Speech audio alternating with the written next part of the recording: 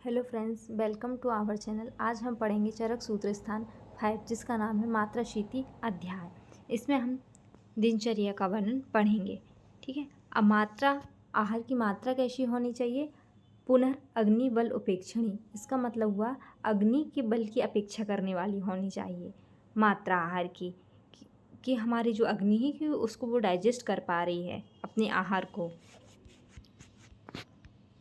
आहार की मात्रा का निश्चय हम कैसे करेंगे? तो सबसे पहले देखेंगे आहार की जो मात्रा है, भोजन करने वाले की प्रकृति व को बाधा ना पहुंचाते हुए यथा समय पच जाए, वही उस व्यक्ति के लिए प्रमाणित मात्रा होती है।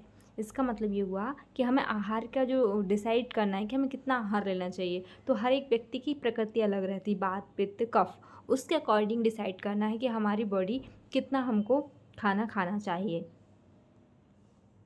नेक्स्ट देखते हैं अपन कि लघु और गुरु द्रव्यों की मात्रा के और लघु द्रव्य कौन होते हैं, गुरु द्रव्य कौन होते हैं। लघु द्रव्य कौन होते हैं? जो वातवर्धक होते हैं वो लघु द्रव्य में आते हैं। जो कफवर्धक होते हैं वो वो कफवर्धक में आते हैं।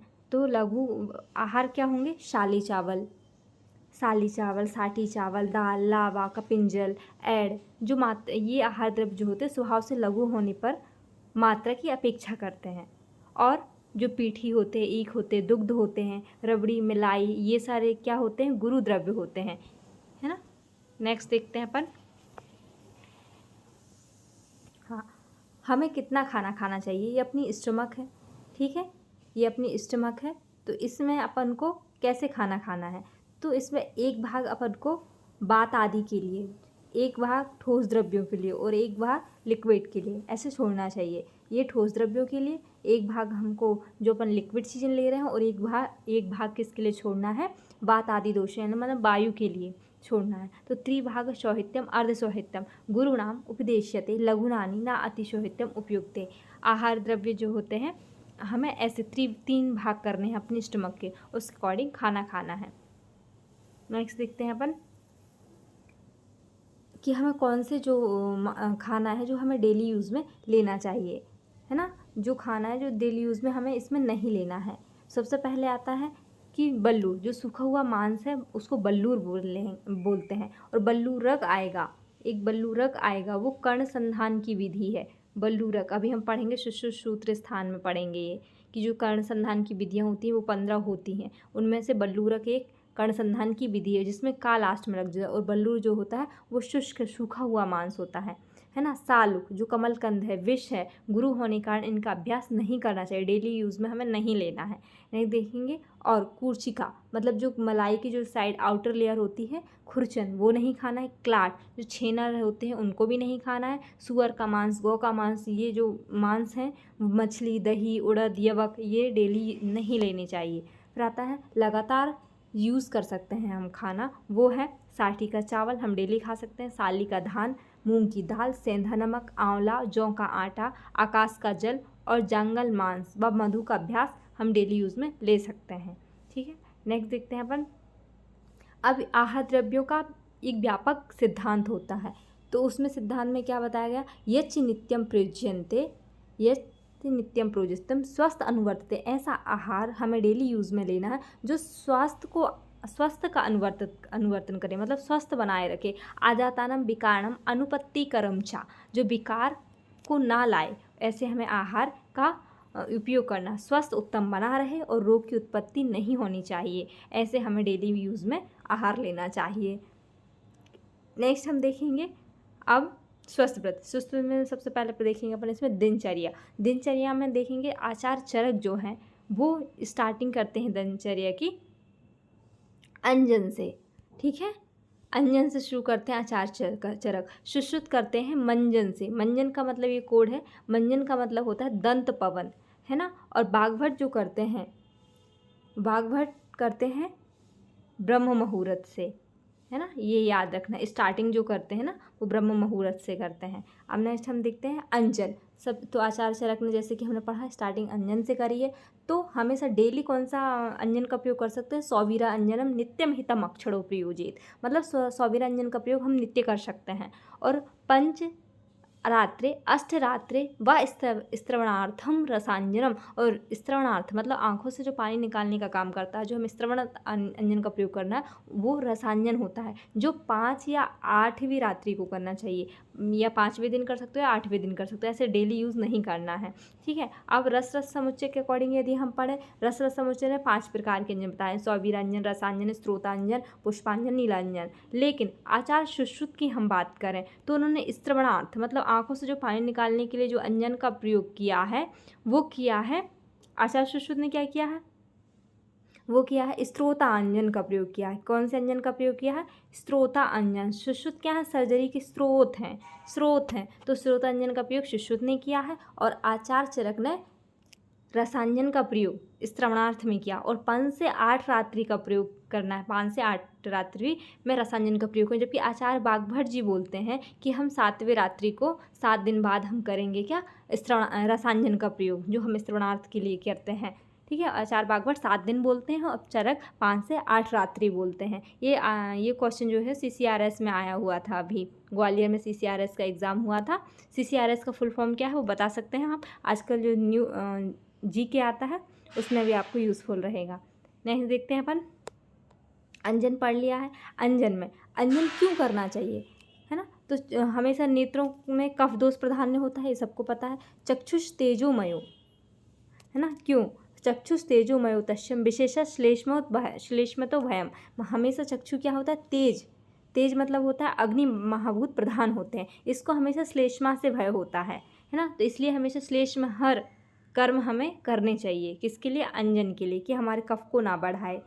अब आते हैं, देवा तन्नम प्रयुक्तम नेत्रम अक्षणम विरेकम दुर्बलम दृष्टि आदित्यम प्राप्य शीदति। इसका मतलब हुआ दिन में अंजन का प्रयोग नहीं करना चाहिए, हमेशा जो अंजन है वो रात्रि में करना चाहिए। नेत्रों में कफ नाशक तीक्ष्ण अंजन का प्रयोग दिन में नहीं करना चाहिए, क्योंकि जल कफ निकलने के कारण दुर्बल दृष्टि सूर्य के प्रकाश के लगने से कमज़ोर हो जाती है। इसलिए जल निकलने के लिए जिस अंजन का प्रयोग किया जाता है उसे निश्चित ही रात्रि में करना चाहिए। जैसे हमने अभी पढ़ा कि पंच या अष्टरात्रि, तो रात्रि में ही हमें स्त्रवणार्थ अंजन का प्रयोग करना चाहिए। अंजन से लाभ क्या होते हैं? अंजन में कनिकादीनी मलिनम विविधात्मनः, मतलब कनक के समान सुंदर नेत्र हो जाते हैं। कनक मतलब क्या होता है? स्वर्ण के समान कनक। कनकादि मलिनम विविधात्मनः धौतानम निर्मलम शुद्धिस्तेल एक चापी एवं नेत्रेषु मर्दनाम अंजन आश्योतनाम आदि भी। आश्योतन मतलब जो क्रियाफल होते हैं ना, तर्पण, बिडालक, पिंडी, है ना, ये जो होते हैं ना आश्योतन, ये सब क्या है? नेत्र की कर्म है, नेत्र की क्रियाकल्प है ना। उसकी दृष्टि किसके समान हो जाती है? नकुल के समान। दृष्टि न नकुलम भांति निर्मले नविशी इंदुवत, जो दृष्टि स्वच्छ होकर आकाश की भांति चंद्रमा की तरह चमकती है। आकाश में चंद्रमा की भांति दृष्टि चमकती है यदि हम अंजन का प्रयोग अच्छे से कर रहे हैं। तो अंजन में क्या करते हैं? हरेड़ू मतलब होता है मटर, और हरेड़ू का मतलब होता है निर्गुंडी। इसकी जो वर्ती होती है किसकी? उसकी धूमपान की क्या होती है? वर्ती। हम पढ़ेंगे धूमपान। धूमपान की जो शलाका होती है, ये शलाका होती है, उसमें ये कितनी मोटी लेंगे हम? यब के समान। जो यब की मोटाई होती है उतनी हम इसकी शलाका लेंगे, और ये इसकी मोटाई कितनी होगी? अंगुष्ठ के समान मोटी होनी चाहिए। अष्टा अंगुलम, ये 8 अंगुल होनी चाहिए। धूमवर्ती की जो लंबाई है वो 8 अंगुल की होनी चाहिए। ठीक है। ये 3 प्रकार की होती है। कौन कौन से होते हैं? प्रयोगिक जो हम डेली यूज़ का प्रयोगिक, स्नेहिक और विरेचनिक। ये क्या होते हैं? धूमपान के भेद होते हैं आचार्य चरक के अकॉर्डिंग। ठीक है। अब ये धूमपान का प्रयोग क्यों करते हैं अपन? गौरव शीर्षा शूलम पीनस अर्धावेदिको, है ना। इसका गौरव शीर्ष शूल पीनस है, उनको कर सकते हैं। खालित पालित पिंजरतम केशानम पतनम तथा, है ना। खालित पालित में भी हम धूमपान का प्रयोग करते हैं, क्योंकि हमारे जो सिरोगत रोग हैं उसमें बेस्ट पंचकर्म क्या है? नश्य कर्म है, तो और धूमपान है, तो खालित पालित और पतन में भी हम धूमपान का यूज़ करते हैं। नेक्स्ट देखिए हम प्रयोग धूमपान के 8 काल बताए हैं आचार्य चरकने, जिसमें स्नान करने के बाद, स्नान कर लिया, भोजन करने के बाद कर लिया, भोजन अच्छा नहीं बना था तो बमन हो गया, ऐसा कोड है। तो बमन करने के बाद, बमन के बाद छींक आ गई तो छींक छविथु जिसे हम बोलते हैं। और दातून के बाद, ब्रश करने के बाद, नश लेने के बाद हम अंजन धूमपान का प्रयोग कर सकते हैं। और अंजन के बाद और निंद्रा से उठने के बाद, ठीक है, हम अंजन उसका प्रयोग करेंगे, इसका धूमपान का प्रयोग करेंगे। अब धूमपान के सम्यक लक्षण कैसे पता करेंगे कि धूमपान अच्छे से हुआ है? तो हृदय कंठ इंद्रिय सशुद्धि लघुत्तम शीर्षः शमः। इसका मतलब हुआ हृदय कंठ ज्ञान इंद्रिय की शुद्धि, सिर का हल्का होना, जो दोष बढ़े हुए उनकी शांति हो जाना, है ना, ठीक ठीक से, मतलब अच्छे से, मतलब दोष बढ़े नहीं हैं, है ना, जो दोष बढ़े हुए हैं उनकी शांति हो गई है, हृदय कंठ इंद्रिय शुद्ध हो गई हैं। तो ये समझना चाहिए कि धूमपान सम्यक हुआ है। अब ज़्यादा धूमपान कर लेगा सामने वाला व्यक्ति तो क्या प्रॉब्लम हो सकती है? तो क्या होगा? अकाल में बाधीर आंध्यम मुकदम, जो गांधी जी के बंदर सुने हैं कि क्या होगा? सबसे पहले आंध्यता आ गई, बुरा मत देखो, बुरा मत सुनो, है ना, और बुरा मत देखो, बुरा मत बोलो, है ना। तो ये 3 बंदर होते गांधी जी के, है ना। तो वो वाधेर्यम आंध्यम मूकत्वम रक्त पित्तम शिरोभ्रमम, तो ज़्यादा ब्लीडिंग हो सकती है, रक्त पित्त हो सकता है और शिरोभ्रम हो सकता है। ये क्या है? अकाल में धूमपान करने के लक्षण हैं। अब आते हैं अपना धूमपान की शांति के लिए। ज़्यादा धूमपान कर लिया तो क्या कर सकते हैं इसमें? तो यदि वात पित्त वाला है, ठीक है, यदि वात पित्त वाला धूमपान किया है सामने वाले ने तो स्नेहिक धूम का प्रयोग करा दो, है ना। और ज़्यादा रक्त पित्त वाला, रक्त पित्त हो रहा है पेशेंट को तो शीतल चीज़ों का प्रयोग कराना है ना। और ज़्यादा वात पित्त है तो स्नेहन करा दो। और ज़्यादा रक्त पित्त वाला बढ़ चुका है तो उसमें शीतल क्या करो, शीतल। जब भी हमें धूमपान करना है तो धूमपान हमेशा मुख मार्ग से निकालना चाहिए। यदि हम नासाद्वार से धूम निकालते हैं तो नेत्रों को नष्ट कर देता है, क्योंकि ये विरुद्ध मार्ग होने के कारण। अब हम इनकी लंबाई पढ़ेंगे। प्रायोगिक, स्नेहिक, विरेचनिक 3 प्रकार के होते हैं धूमपान। तो धूमपान में प्रायोगिक की लंबाई 36 होती है ना। और स्नेहिक की लंबाई कितनी होती है? 32 होती है। और स्नेहिक की लंबाई कितनी, विरेचनिक की लंबाई कितनी होती है? 24 होती है। इसकी जो मोटाई होती है वो कोल अस्थि के अग्रिक प्रमाण के समान होती है, धूमवर्ती की, ठीक है। अब हम नेक्स्ट देखते हैं उचित धूमपान के लक्षण। जैसे धूमपान में सबसे पहले देखेंगे, धूम पीने के बाद उरहा व कंठ प्रदेश क्या हो जाता है? हल्का हो जाता है। कफ तनु पतला हो जाता है। ये क्या है? धूम उचित पान किया। धूम के अयोग के लक्षण क्या होगा? स्वर शुद्ध नहीं होते हैं, कंठ में कफ भरा ऐसा लगता है। और यदि अधिक हम मात्रा में पी लेते हैं धूमपान तो सिर में भ्रम होगा, मूर्छा हो जाएगी। अब आता है नस्य के लाभ। नस्य हम क्यों लेते हैं? नस्य की मात्रा क्या है? नस्य के लिए कौन सा तेल यूज़ करते हैं? तो सबसे पहले आता है अणु तेल का प्रयोग करते हैं नस्य में, ठीक है। और इसका प्रयोग कब करते हैं? प्रावट, शरद और वसंत ऋतु में हम नस्य का प्रयोग करते हैं। इसका किस्म का ना केशा प्रपुयंचते वर्धनते च विशेषता, ये इससे केश का पतन नहीं होता है और बढ़ते हैं। जब किसी को हेयर की प्रॉब्लम होती है तो हम क्या प्रिस्क्राइब करते हैं कि आप नस्य लीजिए, ठीक है। नेक्स्ट देते हैं, इससे मन्यस्थम और शिराशूल और अर्दित और हनुसंग्रह भी नहीं होते हैं, ठीक है। नेक्स्ट देखेंगे कि आपथितो द्वय काले, ये क्या है? दंत पवन। और हमेशा अणु तेल की मात्रा कितनी होती है? अर्धपल मात्रा होती है। अणु तेल की मात्रा कितनी होती है? अर्धपल मात्रा होती है। अर्धपल मतलब कितना होता है? आप हमें बताइएगा, ठीक है। ये लिखा है, अणु तेल की मात्रा अर्धपल होती है। दंत पवन पे आते हैं। दंत पवन हमें कब करना चाहिए? दिन में 2 बार करना चाहिए। द्वय कालो, कषाय कटु तिक्त होनी चाहिए। दातौन हमें कषाय कटु तिक्त रस युक्त लेनी चाहिए। अब जीवा निर्लेखन की लंबाई कितनी होती है? जीवा निर्लेखन कैसे करना चाहिए? किस पात्र के बने होते हैं? ये क्वेश्चंस आते हैं। तो हमें क्यों करना चाहिए? दातौन करने से लाभ क्या होते हैं? निहंती गंध वैरस्य जीवा दंत आश्यम मलम, जो दातौन करने से मुख की दुर्गंधी, विरसता, जीवा, दांत और मुख से उत्पन्न होने वाले मलों को निकालने के लिए इसका प्रयोग किया जाता है। ये इसके लाभ होते हैं। उत्तम दातौन कौन होती है? करंज, कनेर, मदार, मालती, अरसन, ये क्या उत्तम दातौन है। अब आता है जिह्वा निर्लेखन, जिह्वा निर्लेखन सुवर्ण रूप्य जिह्वा निर्लेखन, जिह्वा निर्लेखन मतलब जीभी करना। तो जीभी से बनी होती है उस टाइम पे? सुवर्ण, रूप्य, ताम्र, त्रिपुरा, मतलब कि स्वर्ण की हो सकती है, चांदी की हो सकती है, रांगा, तांबा, पीतल आदि की बनी हो सकती है। ये क्यों यूज़ करते हैं अपन? कि दौर्गंध वगैरह ना रहे, मल निकल जाए। टंका। अब आते हैं मुख सुगंधित द्रव्य। मुख को सुगंधित करने के लिए हमें क्या करना चाहिए? जो कंकोल है, कस्तूरी है, सुपारी है, लवंग है, इन सब का उपयोग इलायची के साथ और पान के साथ करने चाहिए। नेक्स्ट है स्नेही गंडूस। स्नेही गंडूस में क्या होता है? हनु वरलम स्वर बलम बदनु उपचय परम। स्नेही गंडूस से हनु में बल मिलता है, स्वर में बल मिलता है, और मुंह, जो वदन का अर्थ होता है मुख होता है। ठीक है, मुख होता है।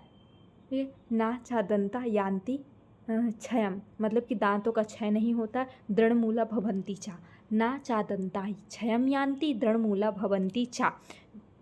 क्या है? स्नेही गंडूस के लाभ है। नेक्स्ट देखते हैं अपन सदा सिर में तेल धारण करने से क्या लाभ होता है। हमेशा क्या होता है? खालित्य पालित नहीं होते हैं। नित्य स्नेही आद्रम सिरसम सिरा शूलम ना चाहते। यदि हम हमेशा सिर को क्या रख रहे हैं?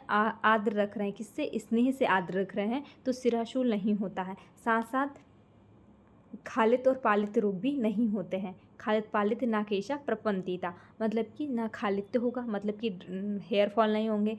सफ़ेद पालित मतलब सफ़ेद नहीं होंगे बाल, और प्रपतंती पतन नहीं होगा बालों का। बाल हम सिर का पालन विशेषण अभिवर्धते, जो सिर के बाल हैं उनको क्या करता है? बढ़ाता है, दृढ़ मूल करता है ना, कृष्ण करता है केशों को, है ना। इंद्रियाणम प्रसीदंती, इंद्रियों को क्या करता है? प्रसाधन करता है। नेक्स्ट हम देखते हैं कर्ण में तेल कितना मात्रा तक डालते हैं? 100 मात्रा तक डालते हैं कर्णों में तेल, है ना। अब आता है 100, मतलब कि 1 2 3 ऐसे काउंट करेंगे तो 100 मात्रा तक ही तेल का प्रयोग करते हैं। अब आता है ना कर्ण रोगा बातोत्थता, ना मन्यु हनु संग्रह। सदा कर्ण में रोग तेल डालने से क्या होता है? जो कान होते हैं उसमें बातजन आदि रोग वो नहीं होते हैं, और मन्यस्थम हनुस्थम रोग भी नहीं होते हैं। ना चश्रुतानी बाधीर्य, तो बाधीर्य वगैरह जो डिजीज़ होती हैं वो नहीं होती हैं हमेशा। अब नेक्स्ट देखेंगे शरीर में मर्दन, शरीर में तेल मर्दन की प्रशंसा। इसका मतलब बोलते हैं अभ्यंग, है ना। अभ्यंग में क्या करते हैं कि स्नेह अभ्यंग्यात कुंभश्रम स्नेह विमर्दनात् भव्यति उपंग, मतलब कि जो हमारे अंग हैं, है ना, वो दृढ़ बनेंगे और क्लेश को सहन करने वाले होंगे। अंग शरीर अम्यज्ञा दृढ़ा सुत्वचा जायते, सुत्वचा, त्वचा खूब सुंदर हो जाएगी, है ना। क्लेश व्यायाम सहन, क्लेश और व्यायाम को सहने युक्त हमारा अंग हो जाएंगे, इसलिए हमें अभ्यंग करना चाहिए। अब आता है अभ्यंग में क्या क्या होता है? कौन कौन सी इंद्रियां होती हैं? स्पर्श इंद्रियों में, है ना। स्पर्श इंद्रिय क्या है?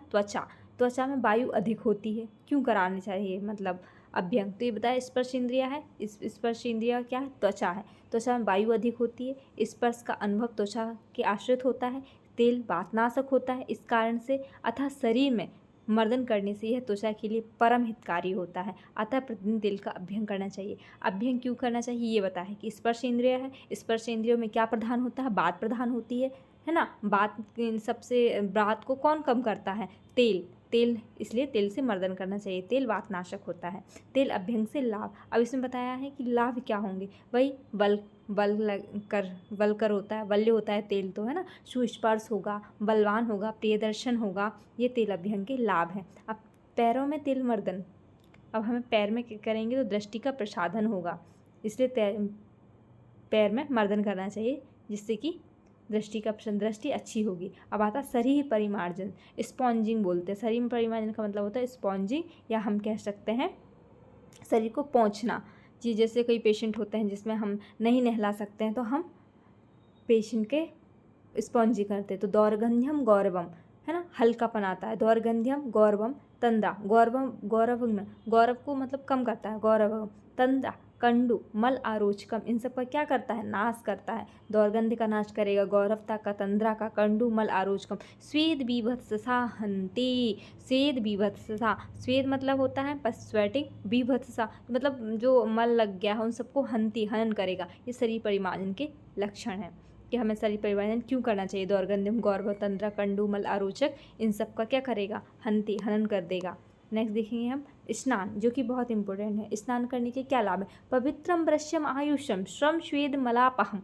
पवित्र होता है, ब्रश बाजीकर होता है, आयुष होता है, श्रम श्वेद तो पता ही है, जब हम थक के आते हैं स्नान कर लेते हैं तो हमारा श्रम का हरण हो जाता है। शरीर बल संधानम, बल का संधान करेगा। बोलते हैं फ्रेश हो जाओ नहा के, फिर एक एनर्जी होती है कि हम स्टडी कर सकते हैं। स्नान ओजस करम परम, तो स्नान ओज में सबसे परम है, प्रथम है।